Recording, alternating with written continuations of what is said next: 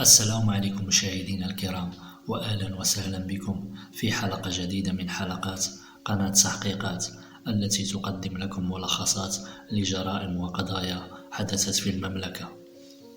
كنتمنى تكونوا بخير وبصحة جيدة وفي أحسن الأحوال. الجريمة ديال اليوم هي جريمة بشعة اللي راحت ضحيتها امرأة كبيرة في السن، واللي قتلها مرحمش كبار السن ديالها وأنها لا حول لها ولا قوة. وبلا ما نطول عليكم ندخلوا مباشرة في سرد تفاصيل وأطوار جريمة اليوم. ولكن قبل ما نبداو، اللهم كفينا شر الأشرار وكيد الفجار، واحفظنا واحفظ أحبتنا من كل شر، وصل اللهم وسلم على سيدنا محمد وآله وصحبه أجمعين.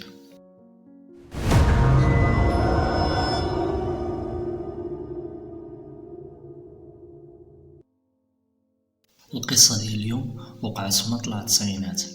واحد السيدة كانت معروفة بأمي فاطمة.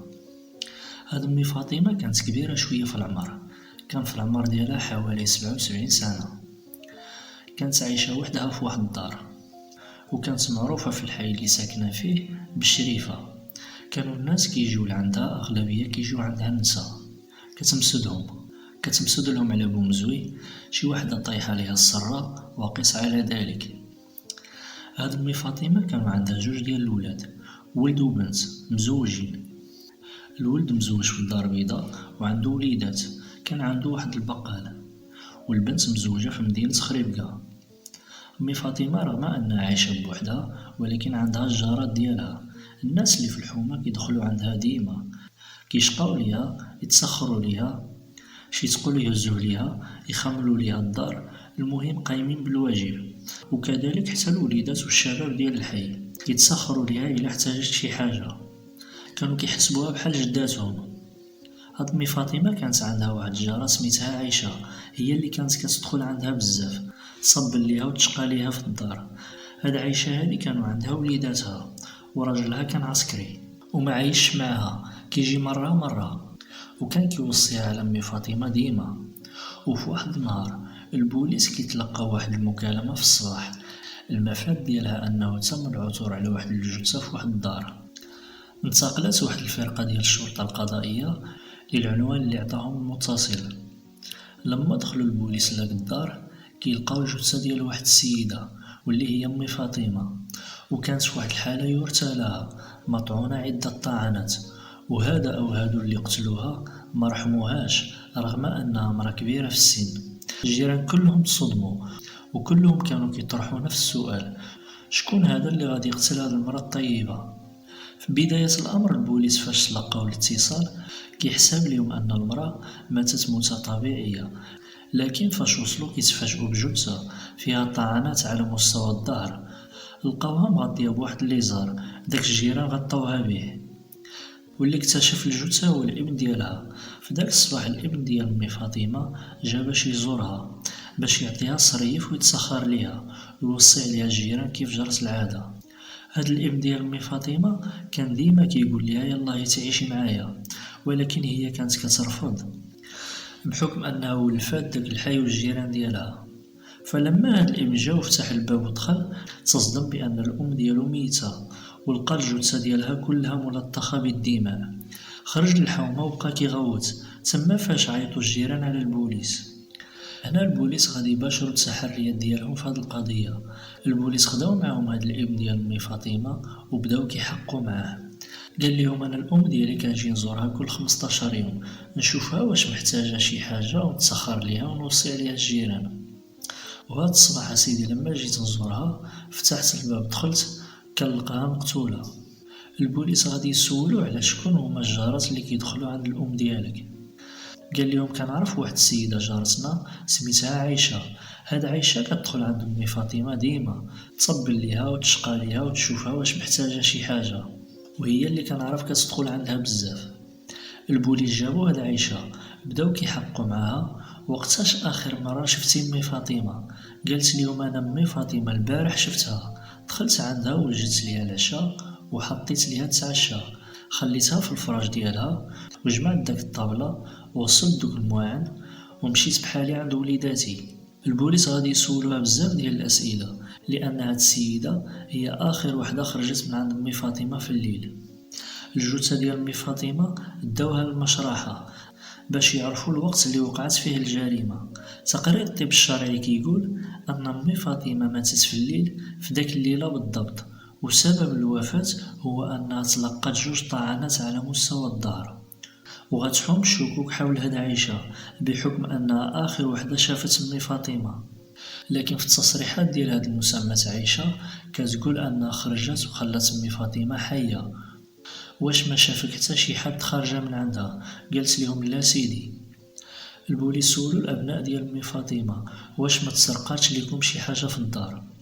بنت أمي فاطمة قالت للبوليس بأن واحد الخزنة صغيرة فيها شي ذهب وشي فلوس راها ما كيناش في الدار، وكذلك الابن ديالها أكد ليهم هذا الكلام. هنا البوليس استنتجوا أن الأمر كيتعلق بالسرقة، وأن هذا اللي قتل أمي فاطمة كان الغرض ديالو أنه يسرق داك الخزنة، وغالبا أن هذا اللي سرقها كيعرفها مزيان وعارف داك الخزنة فين محطوطة. هنا البوليس شدوا هاد المسمى عائشة باتت عندهم بحكم أنها آخر وحدة شافت أمي فاطمة وما عندهاش شهود أنها خرجت من داك الدار، وربما تكون هي اللي سرقات داك الذهب والفلوس. البوليس طلبوا الإذن من عند النيابة العامة ومشاو للبيت ديال هاد عائشة من أجل التفتيش ديالو، لكن ما لقاو لا ذهب لا فلوس. لكن واخا هكاك البوليس بقاو شاكين فيها، قالوا غادي نشدوها عندنا ربما تعترف. البوليس هنا نشروا بعض المخبرين ديالهم في داك الحي. الغد ليه جا واحد المخبر وعطاهم واحد المعلومة، المفاد ديالها بأن واحد السيدة والبنت ديالها ما كانوش في الحي اللي ساكنة فيه أمي فاطمة. اللحظات فاش عثروا على الجثة ديال أمي فاطمة كاع الجيران ديال الحي كانوا حاضرين، إلا هاد المرا وبنتها ما كانوش. من خلال التحريات ديال البوليس عرفوا بأن هاد الأم وبنتها غبروا النهار اللي توفات فيه أمي فاطمة، لكن هنا عناصر الشرطة غادي يزيدوا يبحثوا واش هاد الأم وبنتها سافروا قبل ولا بعد ما تقتلت أمي فاطمة عاد سافروا. فبداو البوليس كيبحثوا حتى وصلوا لواحد المعلومة أنه هاد الأمية والبنت ديالها غادروا سافروا لمدينة مراكش يوم وقوع الجريمة في الصباح بكري. هنا عناصر الشرطة القضائية من خلال البحث اللي داروا على هاد الأم وبنتها عرفوا أن هاد الأم عندها واحد بنتها مزوجة في مدينة مراكش، وأنها سافرت هي وبنتها لعندها. هنا انتقلت واحد الفرقة مكونة من 3 ديال البوليس لمدينة مراكش للعنوان اللي جابوه ليهم المخبرين. مشاو البوليس لداك العنوان، خرج عندهم واحد السيد سولوه واش نتا مول الدار. قال لهم نعم سيدي. قالوا ليه معاك البوليس. قالوا ليه جينا نسولوك على النسيبة ديالك زينب. قال لهم مالها. سولوه واش راه هنايا هي وبنتها. قال لهم نعم سيدي كاينين هنا. قالوا ليه واش كاينين هنا في الدار دابا. قال لهم مشاو يتسخروا، اذا بغيتو نعيط ليهم دابا. قالوا ليه البوليس وياك تعيط ليهم، حنا غادي نتسناوهم هنا. بعدوا البوليس من داك الدار ومشاو ريحوا في الطوموبيل. دازت واحد الساعة ما كان شويه وهاد الثلاثي جايين قاصدين ديك الدار. بمجرد ما جات هاد السيدة بنت هاد زينب جبدات السواز باش تفتح الباب وقفوا عليهم البوليس. السلام عليكم. السلام، نتيا فلانة؟ نعم سيدي معك البوليس. هنا هاد الأم وبنتها لاحظوا البوليس أنها بدات كتسرعد والوجه ديالها تبدل. سولوها البوليس على أمي فاطمة وخبروها بأنها لقاوها مقتولة. هنا بدات هاد الأم وبنتها كيدخلوا يخرجوا في الهضرة، وقالوا ليهم أمي فاطمة الله يعمر ليها الدار شكون قتلها، وبداو كيمثلوا على البوليس. هنا البوليس سولوهم على الوقيته اللي سافروا فيها، أي النهار بالضبط والساعة. قالت ليهم حنا جينا لهنا هادي شي 4 أيام ولا 5 أيام. هنا الأم بدات كتكذب، وبنتها اللي جاية معها لمدينة مراكش حتى هي بدات كتكذب. لكن البنت اللي جاو عندها لمدينة مراكش ما فهمت والو، بقات كتشوف الأم ديالها وأختها. جا واحد البوليس يسولهم فين كنتو، وهي تنطق داك بنتها اللي في مراكش. قالت ليهم اسيدي كنا عند واحد الدهيبي كنبيعو واحد الخاتم، ولكن راه ما بغاش يشريه من عندنا بحكم ان الام ديالي ودرات الروسي وما بغاش ياخد من عندنا هذا الخاتم. قالوا لي ورينا هذا الخاتم نشوفوه. بدات هاد الام وبنتها كيترعدوا وما توقعتش ان بنتها غتفضحها بهذه الطريقه.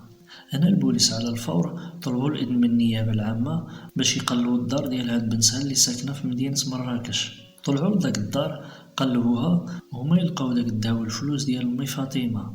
سولو هاد الأم على داك الذهب، قالت لهم هذا شراه ليا راجلي الله يرحمه. هنا البوليس اعتقلوا هاد الأم وبنتها اللي كانت كبيرة ورشيدة في عمرها 24 سنة. كذلك اعتقلوا حتى بنتها اللي ساكنة في مراكش وداوهم للكوميسارية. والزوج ديال بنتها تبين أنه ما عنده حتى شي علم بهادشي كامل. تم التحقيق مع هاد الثلاثي، تم عرض هذا الذهب على أبناء أم فاطمة، فأكدوا للضابطة القضائية أن هذا الذهب ديال الأم ديالهم. تم إطلاق سراح البنت اللي ساكنة في مراكش، تبين أنها لا علاقة لها بهذه الجريمة، خصوصا لما فضحات الأم ديالها وقالت للبوليس بأنهم كانوا عند شي دايبي كيبيعوا داك الخاتم. هنا هاد الأم وبنتها حاصروهم بكثرة الأسئلة وهما يعترفوا، وحول تفاصيل ارتكاب هذه الجريمة. الليلة اللي كانت فيها عايشة مع أم فاطمة، داك السيدة الأولى حطت ليها تتعشى وفرشت ليها بلاصتها وخرجت بحالها مشات عند وليداتها. هاد زينب وبنتها جاو مباشرة دقوا على أم فاطمة، فتحات ليهم الباب. قالت ليها هاد زينب أن بنتها شادها شي حريق في المصران ديالها وجاية لعندها ديك الليلة فيها الحريق وكتوجع باش تمسدها. هنا أم فاطمة دخلتها ونعست البنت على ظهرها وجابت الزيت بلدية وبدات كتدلك ليها في الكرش ديالها. واحد شوية ناضت هاد البنت بعد ما عطاتها أم فاطمة بالظهر وجبدات واحد الجنوية وضربتها للظهر ديالها. الضربة الأولى الضربة الثانية كانت ضربات ديال الغدر.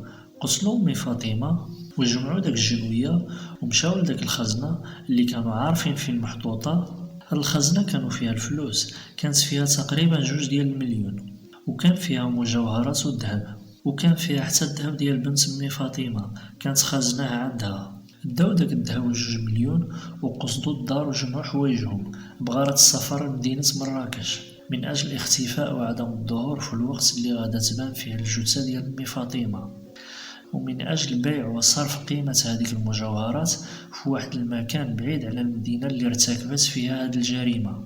تم إطلاق سراح عايشة حيث ثبتت البراءة ديالها من هذه الجريمة، وتم الحكم على هذه الأم وبنتها بعقوبة مشددة بجريمة القتل العمد مع سبق الإصرار والترصد والسرقة الموصوفة، والتحكيم عليهم بالمؤبد.